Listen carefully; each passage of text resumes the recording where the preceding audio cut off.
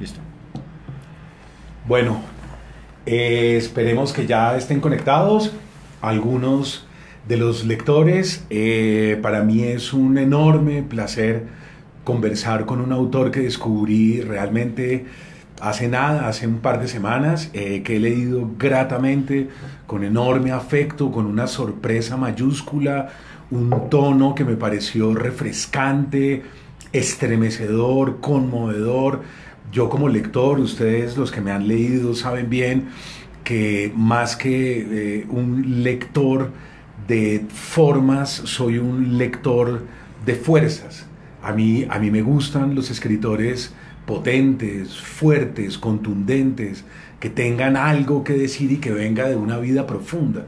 Y eso fue esta novela, Una persona perfecta, de Jaime Arracó Monteliu, y para mí fue como también reconocer como un espacio muy propio y muy particular en la literatura, no digo colombiana, porque él es como mitad y mitad, ¿verdad? Parece como mitad español, mitad latinoamericano y colombiano en particular. Pero para mí es un enorme placer. Yo llamé a la editorial inmediatamente a preguntar por él para saber quién era. No, nunca lo había leído, no lo había visto tampoco en librerías, y mi ignorancia me pesaba, de alguna manera me dolía. Entonces yo llamé y pregunté quién era él, de dónde venía, qué había publicado, y así fuimos llegando a idear este diálogo con Jaime, que para mí es una enorme alegría estar acá con él. Así es que, Jaime, gracias por aceptar, y gracias por estar aquí sentado conmigo hoy esta tarde. Déjame estrecharte la mano otra vez, Mario. Oye, qué bonito todo lo que has dicho. Gracias a los que estéis ahí viéndome, si hay alguien de la familia, rock and roll, a mi mujer, y nada, muchas gracias de verdad por tomarte el tiempo, y primero de leer y después de propiciar este encuentro. La verdad es que entre tanto libro, Jaime, entre tantas cosas que se producen, ya es imposible estar al día. Hace unos años uno decía, no, yo voy al día, pero ya con tantas novedades, eso es hoy en día impensable. Pero a mí me alegra mucho haber llegado a tu libro. Para mí fueron, como te digo, unas horas y unos días formidables. Te leí en aeropuertos, te leí en hoteles, no podía dejar de leer, y cada vez más curioso por ese narrador. Entonces, por esos narradores, porque aunque hay una primera persona, yo creo que son varios. Yo te quiero empezar a preguntar por los orígenes del libro, Jaime. ¿Cuándo empezaste? ¿Tomaste notas? ¿Cómo lo ideaste? ¿Escribiste un relato primero y luego de ahí salió una novela? ¿Llevas anotaciones como muchos de nosotros? ¿Nació en Barcelona y luego acá nació en un barrio de Bogotá? ¿Dónde nació este libro, Jaime? Pues sí tomo notas. Yo voy siempre con una libreta y escribo de una manera caótica. Voy armando un rompecabezas. Yo voy escribiendo sobre todo escenas, y luego voy desarrollando personajes. Pero en este caso esta novela no era una novela que empecé a escribir que yo sabía que estaba escribiendo esto. Surgió con el tiempo, con un personaje que estaba en otra novela, que no tenía nada que ver con este libro. Pero la historia no tenía la fuerza suficiente, no tenía la verosimilitud suficiente, no había conseguido yo ni la voz ni el tono para desarrollar esa historia, que era de dos hermanos en Madrid en la época universitaria. Pero quedó un personaje que era el hermano pequeño, y poco a poco surgió, pero de una manera muy inconsciente, muy inconsciente. Pero mi manera de escribir es, no sé si caótica, desordenada por lo menos. Tomo muchas notas, por ejemplo, estoy escribiendo ahora lo que se supone que es un siguiente libro, y estoy tomando notas, pero todavía no me atrevo a pasar nada al ordenador. ¿Escribes a mano? Escribo a mano y luego voy pasando al ordenador, pero en libretas. Claro. Pero quiero decir, tiene que haber un germen, tiene que haber algo que me llame mucho la atención, suficientemente la atención para ponerme a escribir a ordenador. Surgió de una manera muy inconsciente, Mario. No te sé decir qué día, ni cómo, ni cuándo, pero sí en Bogotá. Sí en Bogotá, en Chapinero Alto, que era donde vivía en ese momento. Ahora vivo un poco más al norte. Y surgió ahí. Y bueno, para mí escribir es una excusa perfecta para reflexionar sobre los temas Claro. que me gustan, ¿no? Que quiero conocer un poco más. Y el tema de las enfermedades mentales me llama mucho la atención. En la anterior novela ya había tratado a un personaje con una enfermedad mental que no era muy clara cuál era, sino pues, que se había quedado en un estado que no era el propio, que no era un estado como se le había conocido al chaval de 15 años hasta esa edad. Y no sé, surgió, pero si te tengo que responder sinceramente cuándo y cómo nació, no te sé decir. Okay. Yo sé muchas veces que estoy escribiendo, pero no sé lo que estoy escribiendo. Claro. Yo soy consciente que sabes después. lo sé después. Claro. Yo soy consciente que estoy sentado delante del ordenador Claro. escribiendo, pero no sé muy bien qué. Claro. Ahora que hablas sobre enfermedades mentales, Jaime, yo te quiero preguntar también, hay como una ignorancia general en el público por esa vieja discusión identidad-multiplicidad, ¿verdad? Es decir, parecería que hay un discurso oficial que es el de la identidad, ¿no? Yo soy yo, número de cédula, tal, y tengo que comportarme de alguna manera consecuente con ese yo permanentemente. Pero parecería que el cerebro no funciona así, sino que funciona de una manera más maleable, que es un poco más plástico, ¿no? Que parece jugar juegos permanentemente de interconexiones, de múltiples realidades que él va juguetonamente armando. Entonces, la gente sigue creyendo que ese discurso tan hegemónico de la identidad es real, y yo creo que nosotros los que estamos en el cine, en la literatura, en la pintura, sabemos que no, que permanentemente estamos enfrentados a personajes, a historias, a situaciones en donde la realidad se diluye y hay como intersticios, ¿no? Que es como de alguna manera se origina esta novela. Desde las primeras páginas uno siente que el protagonista encuentra intersticios y que ve un poquito más allá, ¿no? Otro de los temas que me interesan mucho y que me parecen relevantes es el tema de la identidad, precisamente por lo que estabas diciendo tú, porque yo no sé muy bien de dónde soy. Yo soy un español, claro, que se empezó a formar intelectualmente en Italia y que luego no encuentra lugar en España cuando vuelve, y me siento un poco desorientado, y que en Colombia me hago hombre y me hago adulto, me empiezan a salir caras en la barba y que empiezo a educarme de una manera también en Colombia, aunque no sea en el colegio, aunque no sea en la universidad, en la sociedad misma, ¿no? Claro. Y entonces el tema de la identidad, yo siempre hablo de una cosa que yo le tengo mucha envidia a esa gente que pasa desde que nace hasta que muere en el mismo pueblo. Sobre todo en los pueblos, no tanto en las ciudades, porque las ciudades son más impersonales, ¿no? Pero claro, en los pueblos, ¿no? Y claro, que ha sido...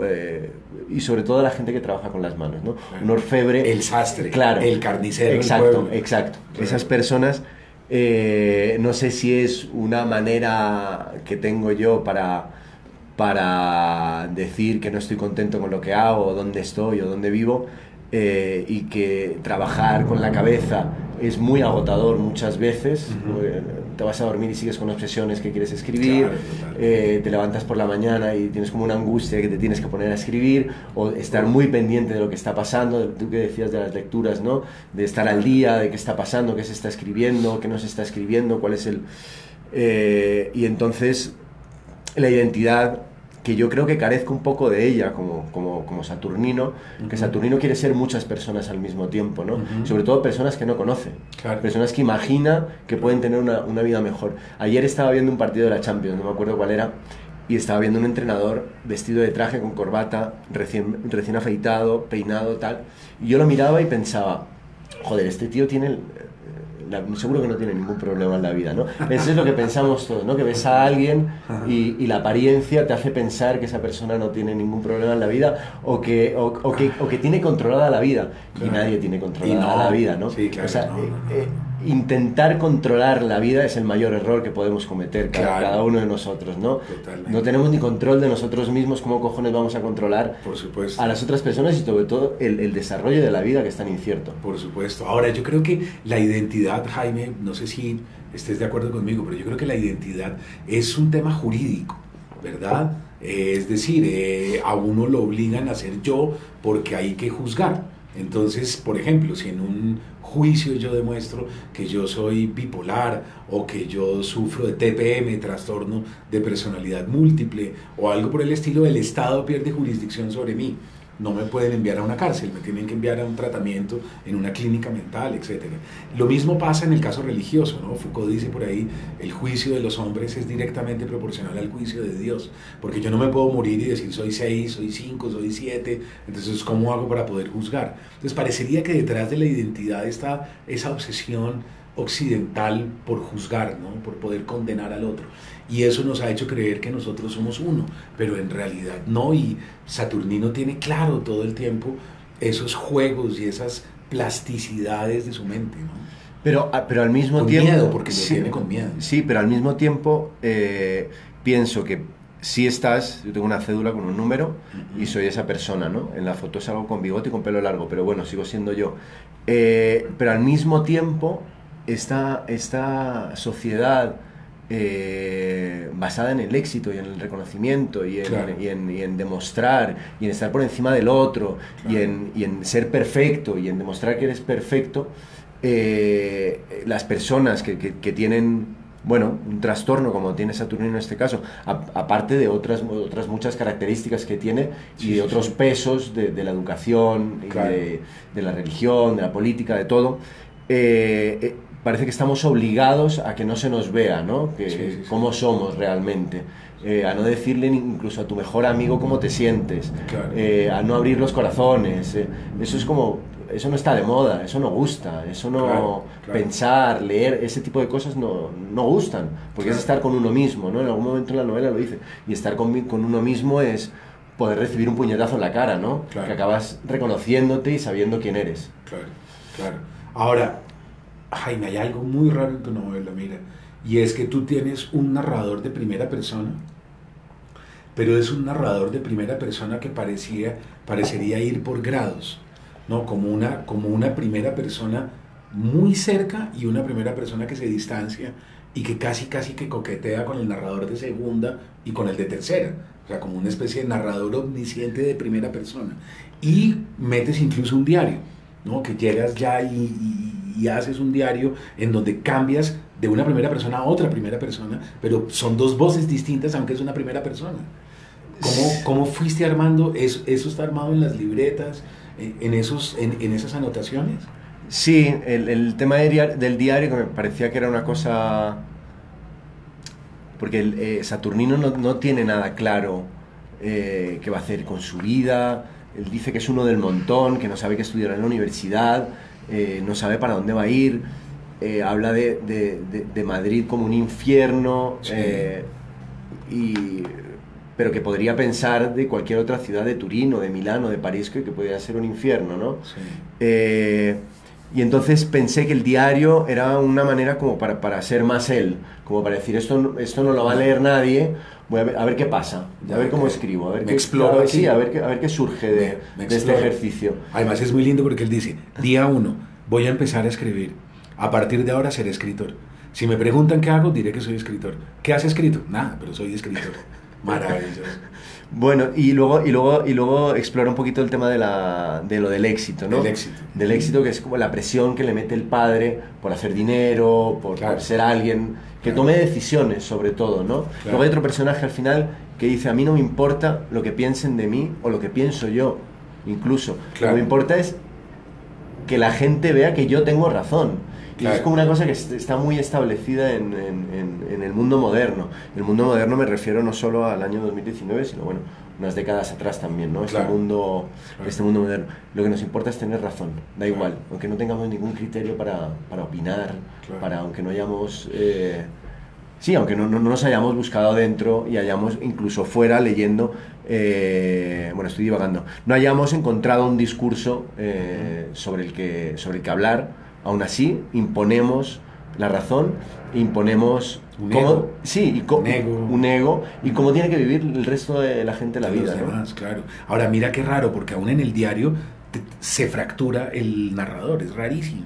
Es que tú tienes un narrador de una primera persona que yo no había visto en nadie. Dice una frase que él cita y dice, es de Fernando Fernán Gómez, un hombre de éxito, muy bien, Satur, bravo por ti. Ese ya no es él. Ya. ese ya viene Sí. de otro lado, ¿verdad? Y no escribas eso, Saturnino, no está bien, esa voz ya viene de otro lado, es un yo que todo el tiempo está fracturándose. Sí, sí. Y es como, el otro día lo estaba pensando, es como un martillito, ¿no? Sí, Que sí, para, sí. y a veces pega más rápido, más rápido, más rápido, y luego tiene que pegar el golpe, como una pausa, y pegar el golpe fuerte para clavar de verdad, ¿no? Claro. O el primer golpe y luego más rapidito. Entonces es como una especie de martillo que no para, no, Sí, sí, no, sí. no descansa, no cesa. Ahora, yo siento en tu novela, no sé si estés de acuerdo o no, puedes estar en desacuerdo, ni más faltaba, pero a mí me parece que esa novela es como una carta al padre sumamente dolorosa, ¿verdad? Es dolorosísimo, dolorosísimo. Si hay una carta al padre en la literatura hispanoamericana, yo creo fuerte, potente, es esta novela.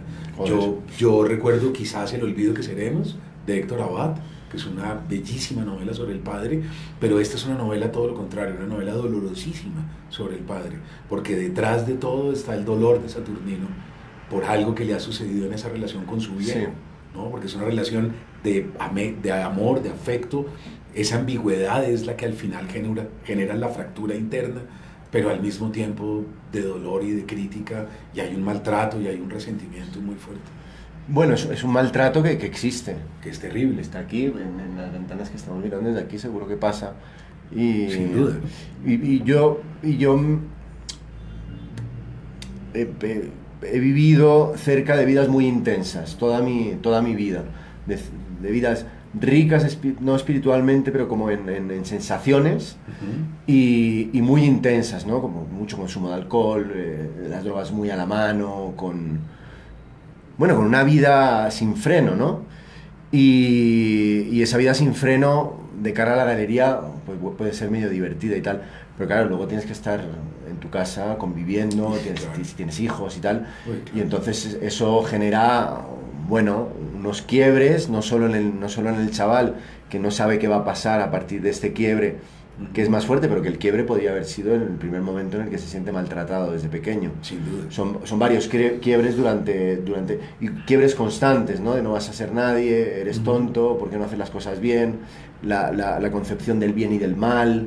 Y en un principio lo que dices del padre tiene mucho sentido, porque yo tenía algo escrito en el que él tenía Saturnino tenía una carta escrita al padre. Ah, claro. Tenía Lo una... supuse. ¿Sabes O sea, dónde pues, lo extrañé? En el ¿dónde? diario. En el diario. Yo pensé que en el diario tarde o temprano él se iba a dirigir directamente.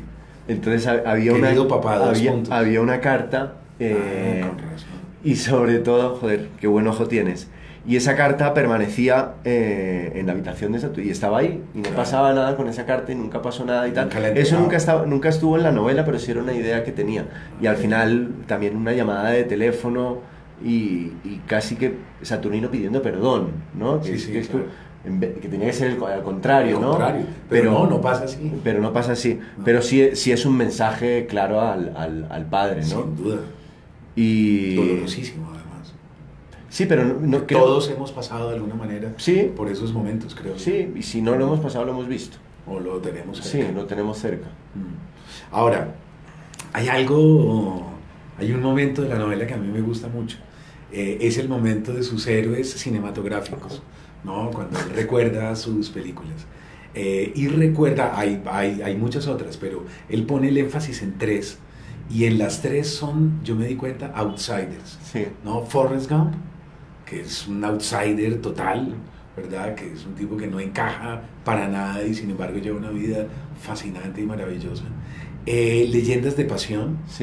en donde vemos, si no recuerdo mal, se llama Tristán. Tristan. Ahí, ¿verdad? De Brad Pitt, Sí. que es un outsider que tampoco encaja en su familia y termina como Gauguin, ¿no? En las Sí. islas de los mares del sur, viviendo entre maoríes y Ha matado todos los animales existentes en el planeta, ha Cruza recorrido África, todos los mares. y hace cosas horribles y Sí. fuma opio, Sí. ¿verdad? Y está por allá perdido, extraviado y al final no encaja nunca, Sí. porque nunca va a poder encajar. Y Good Will Hunting, Sí. una de las grandes películas, De creo Gus yo, Van Sant. sobre la mente de Gus Van Sant, exacto. Sí. Me quedo en esas tres, creo yo que Saturnino, sospecho, ¿verdad? Que hay más relación con la tercera, con Good Will Hunting. Sí. Por una razón, porque yo recuerdo una escena de esa película que es estremecedora. y es una escena con el psiquiatra que es Robin Williams, Sí. ¿verdad? En la que él le dice, it's not your fault, Sí. no es tu culpa. Y como que se aleja ¿Te acuerdas? Sí, y rechaza el cariño. En ese momento... Él se pone furioso, Sí. le dice, hijo de puta, Will, no me hagas eso. Will rechaza el cariño, Le dice, "No me hagas y el eso". otro le repite 6, 7 No es tu veces, culpa, no es tu culpa, no fue tu culpa. Y es como intentando Sí. que llegue al inconsciente, Sí. hasta que lo demuele, Sí. hasta que lo deja destruido. Sí. Y él se pone a llorar y lo abraza. Sí, con se abrazan, cariño. se abrazan, ¿Te acuerdas? sí. Es un momento tremendo. Sí. En esa escena creo yo que también está el maltrato del padre, porque el padre le dice, ¿con qué herramienta quieres que te maltrate hoy? Sí. Y ahí descubrimos que se ha quebrado su cerebro, como se quiebran los músculos, ¿verdad? A partir del maltrato del padre. Y uno hace la relación automática con la novela Sí. y con Saturnino.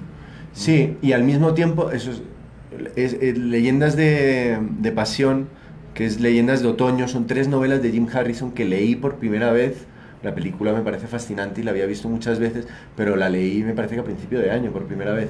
Okay. Y es una maravilla. Ay, de es sobre el novela. padre, ahora que caigo en cuenta. Es una maravilla. Y también es sobre el padre. Claro, es sobre el viejo. Sí, que al final tiene una Claro. trombosis o tiene Que algo. queda como Sí, una hemiplegia, ¿no? sí. Queda con medio lado paralizado. Pero bueno, me parecían 3 personajes que Saturnino quería ser. Primero, yo creo que también por la inteligencia que cada uno de ellos demuestra. Sí. A cada uno en su sentido, ¿no? Sí, Porque sí. Forrest Gump es un tipo muy claro, a pesar de tener unas limitaciones muy claras. Claro, eso. Pero es muy práctico en la vida, es muy valiente también. Mucho. Y Saturnino es todo lo contrario, ¿no? No tiene esa valentía. Aparentemente. Aparentemente. Pero bueno, no, lo escribí con mucho cariño. Esas 3 películas les tengo mucho cariño. Uy, Me parecen grandes A películas. mí también. Me parecen grandes películas. Sin duda, ahora que caigo en cuenta, claro, Leyendas de Pasión también es sobre el padre, sí, sí. Y Forrest Gump también, porque él es papá. Sí. Al final, ¿te acuerdas? Tiene mucho miedo de Él ser es padre. y tiene mucho terror. miedo de ser padre. Y el final de la película es él, de alguna manera, intentando ser un buen padre. Y posiblemente sea el mejor padre del mundo. Y posiblemente. Sí, sí, claro. Por la dulzura, claro. Sí. Bueno, hay otra cosa, Jaime, y es un poco sobre lo mismo, porque todo es un poco sobre lo mismo, y es lo atrasada que estaría la psiquiatría en torno a la mente, ¿verdad? Yo creo, yo lo imagino como que el cerebro primero estudia el páncreas, el cerebro primero estudia el hígado, el estómago, los huesos, y al final al cerebro solo le queda una cosa por estudiar, y es estudiarse a sí mismo.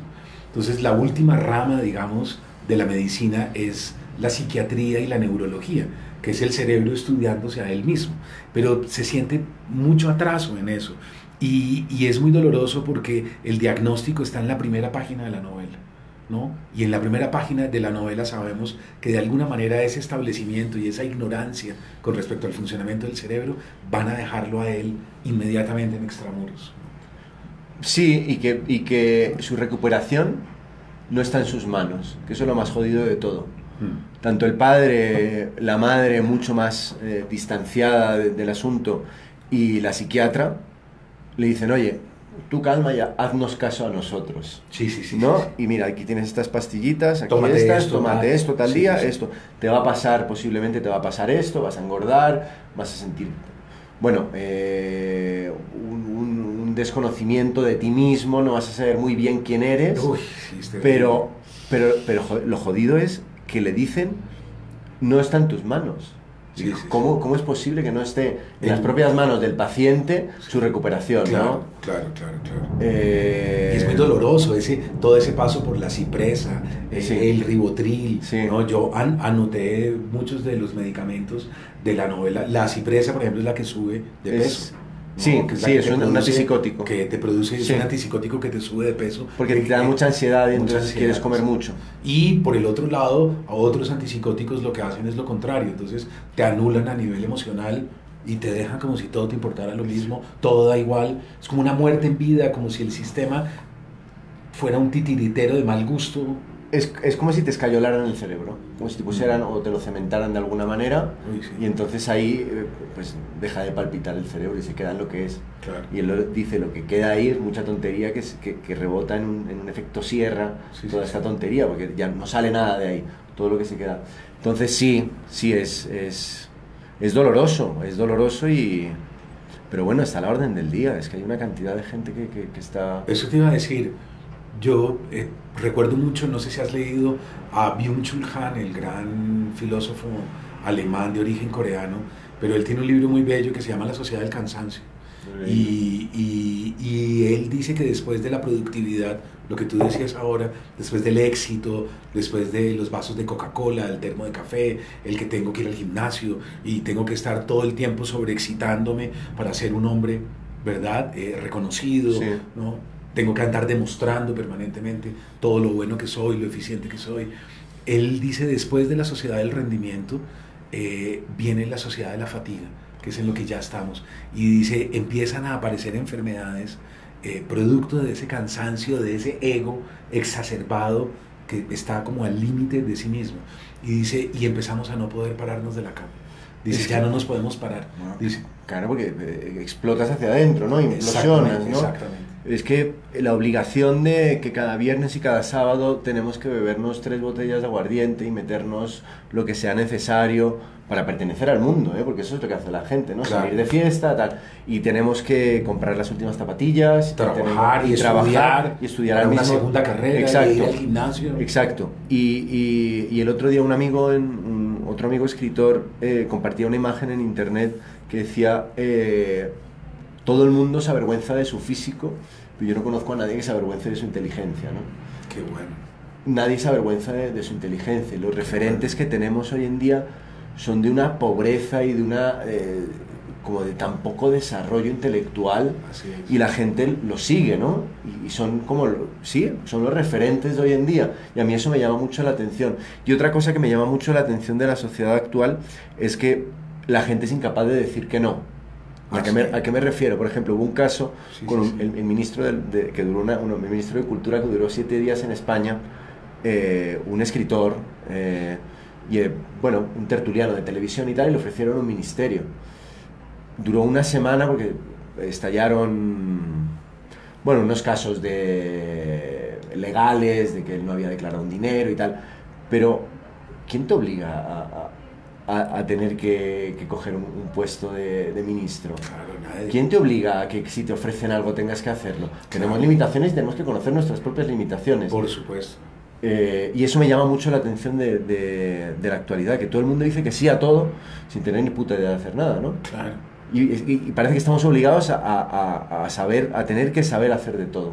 Sí, sí, sí. Yo, por ejemplo, en este caso tengo que saber hablar. Yo no tendría por qué saber hablar en público, yo lo que me dedico es a escribir. A escribir, ¿no? Claro, pero bueno, es una cosa que va de la mano en este caso y me ayuda a vender más libros, aunque se me conozca un poco más por mi trabajo. Claro. Pero son la gente multidisciplinar, ¿no? Que llaman. ¿Cómo que multidisciplinar? Sí, sí, sí. Uy, sí, qué asco. Sí, qué asco. Cada vez uno va sintiendo más asco, ¿verdad? Porque ese ego occidental exacerbado es el que terminó finalmente contaminando todo, masacrando las demás especies, ¿no? Pasando por encima, aplanando 7.600 millones de personas, y ahí seguimos en esa carrera desenfrenada. Y lo que estaba pensando yo el otro día, no sé si lo dije en una entrevista que me hicieron el otro día, o hablando con mi mujer o con la gente que me pregunta sobre por qué estoy en Colombia y no estoy en España, o cuál es mi relación con España, o si me gustaría volver o no a España. Y es que yo siento que hay un exceso de primer mundo. Y el exceso de primer mundo es que ya tienes todo cubierto, el bienestar, la familia y todo, y entonces no te queda tiempo para leer, no te queda tiempo para pensar, no te queda tiempo, entonces lo primero que aniquilas es la cultura. Y entonces ese exceso de primer mundo a mí es lo que me hace que yo esté aquí. Y que me gusta mucho Bogotá, me gusta el caos de Bogotá, me gusta la yo te diría que naturaleza. no te regresaras. Claro, entonces... Porque creo que es aquí donde vas a ser escritor, en extramuros.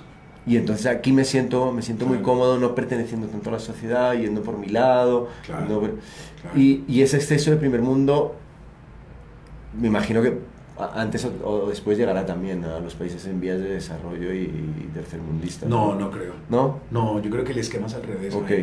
Yo creo que no es que nosotros podamos algún día ser como el primer mundo, es al revés. El primer mundo se va a parecer cada vez más a nosotros, porque el esquema es entrópico. Como el esquema es entrópico, nosotros vamos adelante. Nosotros somos la vanguardia, ellos van detrás. Ya. Entonces, la semana pasada viste a tu ciudad, me imagino, quemada. No es mi ciudad, pero sí, Barcelona sí. Incendiada, sí. quemada, y uno decía, esto parece Quito. Sí, y estamos en Chile, y ahora Hong en Kong. Chile, exacto, en Hong Kong, Sí. ¿verdad? Y ya ves que México. y ese primer mundo se va a desmoronar, y llegan los migrantes climáticos, y llegan los migrantes de la guerra, y llegan las pateras del norte de África, y ese mundo cada vez es más tercer mundo. Sí, es cierto, sí es cierto. Entonces, no, yo creo que aquí estás en el futuro. Porque es entropía pura, claro. Ahora, Jaime, te quiero confesar una cosa, y es que cuando yo estaba leyendo el diagnóstico que le dan a Satur, como le dicen en su familia, es esquizofrenia. Y la esquizofrenia supuestamente en Occidente no tiene cura. Yo no recuerdo en dónde leí, porque no lo recordé. Sé que lo leí en un filósofo, pero no recuerdo en quién. Pudo ser algún francés, pudo ser Deleuze, pudo ser Guattari, yo no me acuerdo en dónde leí esto. Pero decía, ese filósofo decía, la única sociedad que ha descubierto la cura para la esquizofrenia es una tribu en África. Y decía que es una tribu que cuando la persona de pronto está en el brote esquizo y se va, la tribu inmediatamente cambia toda la función y amarran a ese sujeto a un árbol. Lo amarran a un árbol y lo dejan ahí amarrado. Y toda la tribu tiene la obligación de hablar con él todo el día y de decirle. Entonces los niños pasan y le dicen, hola, ¿cómo estás? Supongamos que es Saturnino. Hola, Satur, ¿cómo estás? ¿Cómo te va? Me voy para la escuela, tengo clase con la maestra a las 8, no sé qué, y tiene que contarle toda su vida a él todo el día. Y es la fuerza de la tribu la que lo trae. Y ese filósofo decía, es la única sociedad que ha curado la esquizofrenia. Y yo no pude evitar recordar eso en la medida en que iba leyendo tu novela. ¿Y el diagnóstico lo hacen los mismos miembros de la tribu? No, claro, mira a alguien de afuera que dice eso es esquizofrenia. Sí, y que se sorprenden de cómo no lo dejan irse, digamos, sino que todo el mundo tiene que abrazarlo, saludarlo, cogerlo, hasta que no lo dejan irse. Bueno, a mí me pareció increíble, porque era un acto de amor. Claro, no, que esta sociedad es imposible, y Satur lo que va sufriendo al final es lo contrario. Que no hay un antídoto, el amor no existe. El afecto del otro. El afecto del otro no existe. Exactamente. Al final, no quiero contar lo que pasa, pero sí hay un personaje muy entrañable al final que le da muchísimo cariño. Que cambia el lenguaje. Que le cambia el lenguaje también. Me han dicho que es un poco pesado, pero bueno, el tío habla así. No podemos hacer nada contra eso. No. Pero me llamaba mucho la atención que llega o sea, aquí no te sacan la sangre y te dicen, oye, tienes esquizofrenia. Claro. Esto es, te hacen preguntas, te van probando con medicaciones, te dan un poco más de esto, un poco más de, te quitan un poco de esto y tal, y te dicen, joder, es que la cantidad de trastornos que hay, Mario, es impresionante. Son muchísimos, es una variedad infinita de trastornos mentales. Absoluto. Entonces, queda la duda de si realmente eres esquizofrénico o no. O sea, claro. ¿quién no está testado? Claro, eso se lo sacan de un sombrero. Claro. Como sacarse un conejo. Como sacarse un conejo. Sí. Y entonces, eso es otra cosa de la que quería hablar, ¿no? Que él dice, bueno, pues me someto a esto, ¿no? A tomar las pastillas, las que me tocan, y entonces no bebo cerveza, qué mierda, porque me gusta mucho beber, y no me meto drogas y tal, pero la cosa tampoco cambia mucho. Sí. Pon de ti, Santo, no, pon de ti. Pon de ti.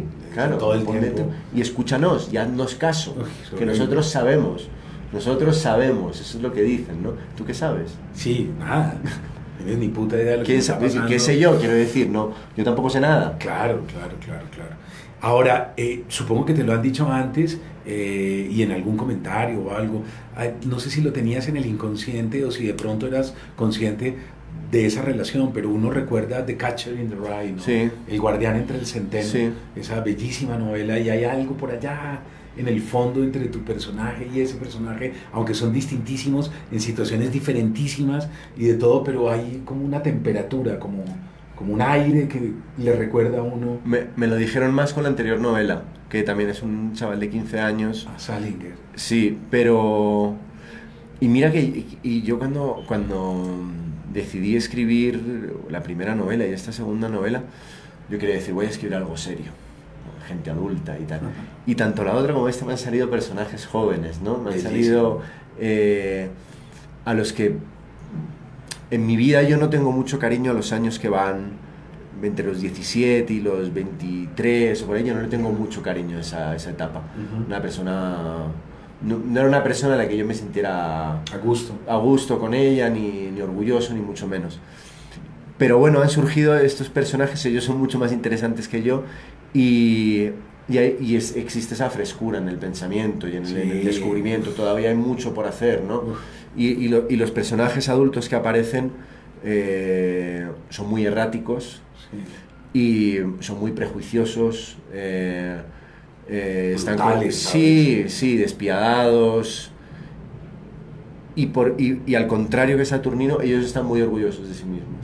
O sea, ese comportamiento completamente errático y despiadado de pasar por encima del otro, o de ignorar al otro, ¿no? Hacerlo menos y tal, se sienten súper orgullosos de eso, ¿no? Eso llama mucho la atención también en la sociedad de hoy en día. Sí, claro. Ser cruel te da likes. Sí. Ser un buen tipo no. Claro. Y bueno, para ir cerrando, me gustaría que nos contaras hacia dónde vas ahora, qué estás haciendo, en qué estás trabajando ahora. Yo sé que uno no debe contar y uno no se siente a gusto hasta que no termina, pero más o menos por dónde vas en tu escritura ahora, Jaime. Estoy, Mario, muy perdido por el momento. Tengo muchas ideas, pero... Y no sé si... Claro, yo puedo seguir escribiendo por este lado, ¿no? Yéndome por este tono y con estos personajes, pero está la duda de que si te encasillas o si no te encasillas, si tienes pero al final no hay que demostrar nada.